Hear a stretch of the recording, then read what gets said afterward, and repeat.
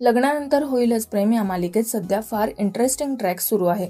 तर आजच्याच म्हणजे 2 मेच्या भागाची सुरुवात नंदिनी आणि जीवापासून होते, ज्यामध्ये नंदिनी जीवाला त्याने काढलेल्या टॅटू बद्दल सारखं विचारते। त्यावर जीवा म्हणतो, माझं एका मुलीवर प्रेम होतं, पण नंतर तिचं लग्न झालं आणि मग काहीच घडलं नाही। पण नंदिनीला हा प्रश्न पडतो, एकतर्फी प्रेमात एवढं कोणी टॅटू काढतं का? त्यावर ती सारखा विचार करत असते।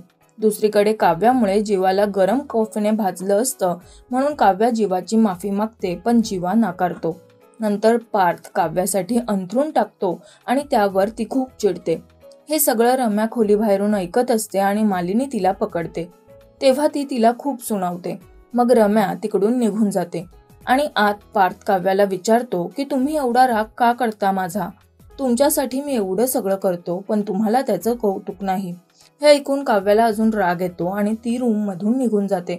दुसरीकडे नंदिनी जीवाला कॉल करते, पण तो तिचा फोन उचलत नाही।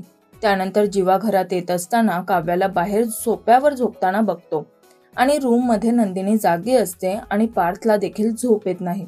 तर आता उद्याच्या भागात आपण पाहणार आहोत, काव्या रम्याला म्हणते, वाट बघायची माझी काहीच गरज नव्हती।